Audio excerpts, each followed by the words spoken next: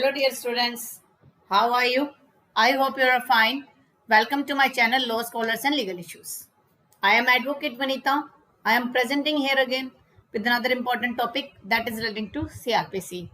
In the last previous class of CRPC, we have already discussed about section 207 and 208.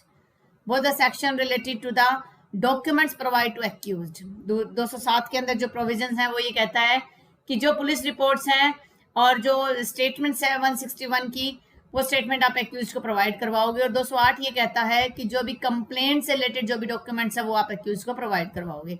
अब 209 एक important provision है, ये कहता है commitment of the case to court of session. One offence is triable exclusively by it. Committal जब committal किया जाता है वो डायरेक्टली जो है कोर्ट ऑफ सेशन को ही जब कोई केस सेंड किया जाता है उसे बोला जाता है कमिट। जब कोई हायर कोर्ट जो है लोअर कोर्ट को कोई केस ट्रांसफर करती है वो होता है मेक ओवर, और एक टर्म और होती है सबमिट, जिसके अंदर कोई भी अपर कोर्ट को कोई केस भेजा जाता है उसे सबमिट बोला जाता है। ये जो है सेशन नहीं होता, सेशन के पास जब कोई मैटर डायरेक्टली सेंड किया जाएगा उसे कमिटल बोला जाएगा। When in a case instituted on a police report, सबसे इंपॉर्टेंट चीज जब कोई केस पुलिस रिपोर्ट पर इंस्टीट्यूट हुआ है या अदरवाइज, दोनों ही मेथड बता दिए गए हैं कि या तो पुलिस रिपोर्ट पर कोई केस रजिस्टर्ड हुआ है या अदरवाइज का मतलब कंप्लेन केसेस में एक्यूज अपीयर्स और is brought before the magistrate, या तो एक्यूज खुद पेश हुआ है कोर्ट के सामने मजिस्ट्रेट के सामने या उसे मजिस्ट्रेट के सामने अरेस्ट करके लाया गया है और मजिस्ट्रेट को ये लगता है it appears to the magistrate that the offence is triable exclusively by the court of session, कि जो ऑफेंस है वो इस प्रकार का है जिसका ट्रायल जो है exclusively by court of session से ही होगा, सिर्फ सेशन कोर्ट ही उसका ट्राई कर सकती है। ये ट्राइबल का कैसे पता चलेगा? जब हम शेड्यूल देखते हैं सीआरपीसी के लास्ट में जो शेड्यूल 1 शेड्यूल 2 दी गई है, शेड्यूल 1 में साफ तौर पे लिखा गया कि कौन सा केस किस कोर्ट के द्वारा ट्राइबल होगा। तो मजिस्ट्रेट की ड्यूटी बनती है ही शैल कमिट, वो कमिट करेगा after complying with the provision of section 207 और 208 के जो कंप्लायंस है 207 और 8 में जो डॉक्यूमेंट्स प्रोवाइड करवाने एक्यूज्ड को वो डॉक्यूमेंट्स प्रोवाइड करवा दिए जाएंगे एज द केस में be the case to the court of session and subject to the provision of this code relating to bail remand the accused to custody until such commitment has been made, कि जो भी provision है bell के remand के वो क्या करेंगे accused को कस्टडी में रखेंगे जब तक कि वो कमिटमेंट ना किया जाए, उससे पहले कोई बेल या कोई रिमांड जो इस मामले में नहीं हो पाएगा। Subject to the provision of this code, इस subject to the provision this code का मतलब है कि अगर मान लो बेल पर कोई पहले है या रिमांड पे गया हुआ है और कस्टडी में है तो वो प्रोविजन तो होंगे ही होंगे, वो तो सब्जेक्ट दिया हुआ है, यहाँ पे वर्ड है सब्जेक्ट टू, कि उन प्रोविजन को अगर मान लो मजिस्ट्रेट को लगता है और उसने पहले ये तो पता है कि एक्सक्लूसिवली ट्राइबल बार कोर्ट है सेशन जज के, लेकिन अगर रिमांड पहले देना चाहे तो दे सकता है वो, जब तक कंक्लूजन तक वो पहुंचेगा कि ट्राइबल बाय सेशन है उससे पहले अगर उसने रिमांड दे दिया है या उससे पहले बेल ग्रांट कर दी गई है तो वो प्रोविजन जो है वो एक अलग जो अलग प्रोविजन रह जाएगा। Subject to the provision of this code relating to bail, remand the accused to custody during and until the conclusion of the trial, कि जो बेल के प्रोविजन है जो रिमांड है और उसे कस्टडी में रखना है नहीं रखना है कंक्लूजन ऑफ ट्रायल तक, वो सारा का सारा भी कंडीशन फुलफिल होंगी, वो भी डिपेंड करेगा क्या सर्कमस्टेंसेस है। फिर he shall send to that court the record of the case and the documents and articles if any which are to produce in evidence.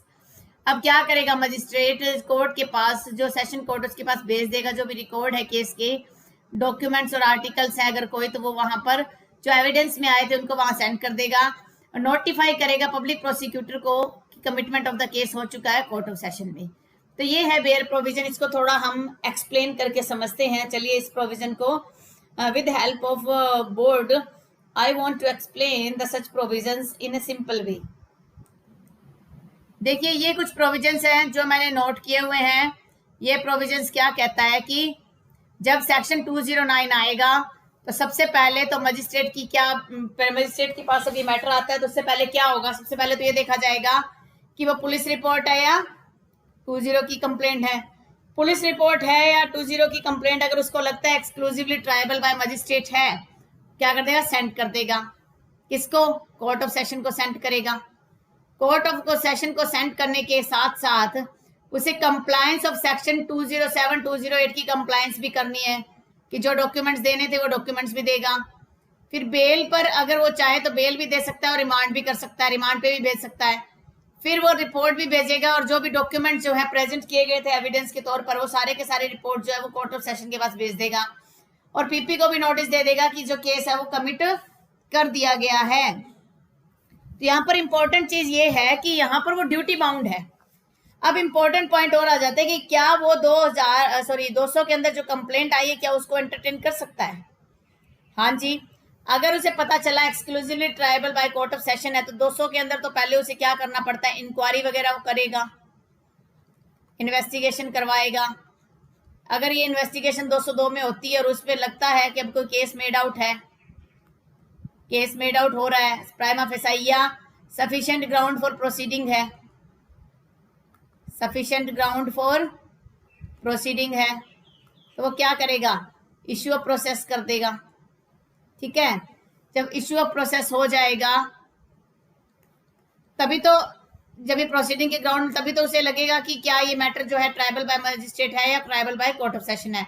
तो 200 की जो इंक्वायरी वो सारी करेगा, लेकिन पुलिस रिपोर्ट के आने के बाद अगर उसको लगता है कि मैटर डायरेक्टली जो है कोर्ट ऑफ सेशन को कमिट कर देना चाहिए because it is exclusively tribal by court of session है, तो बिना देरी करे, बिना कुछ इंक्वायरी करे, कंप्लायंस तो करेगा ही करेगा और फटाफट जो है वो कोर्ट ऑफ सेशन में वो मैटर सेंड कर देगा।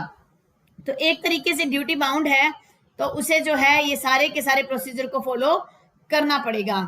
हालांकि ये कोई जरूरी नहीं है कि जो मजिस्ट्रेट है वो पहले ये देखेगा कि बैलेंस क्या है, कन्वीनियंस, बैलेंस ऑफ कन्वीनियंस क्या है या प्राइमा फेसाई केस क्या कह रहा है, लेकिन उसको ये लग रहा है सफिशिएंट ग्राउंड है तो वो उसे फटाफट कमिट कर देगा।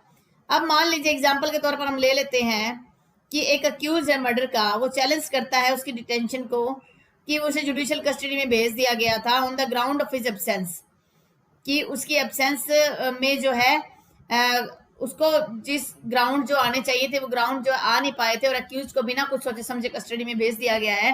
तो उस मामले में, क्योंकि जब यहाँ पर रिमांड होती है, इसके बाद क्या होता है, यहाँ पर रिमांड होने के बाद एक तो रिमांड पर भेजा जाता है इन्वेस्टिगेशन के दौरान, उसके बाद सेक्शन 309 है, सेक्शन 309 में रिमांड ड्यूरिंग ट्रायल है, रिमांड ड्यूरिंग ट्रायल है। अब इसके अंदर मान लीजिए ट्रायल शुरू हो गया, ट्रायल शुरू हो जाता है और अक्यूज को दोबारा से रिमांड भेजा जाता है, रिमांड दी जाती है अक्यूज की।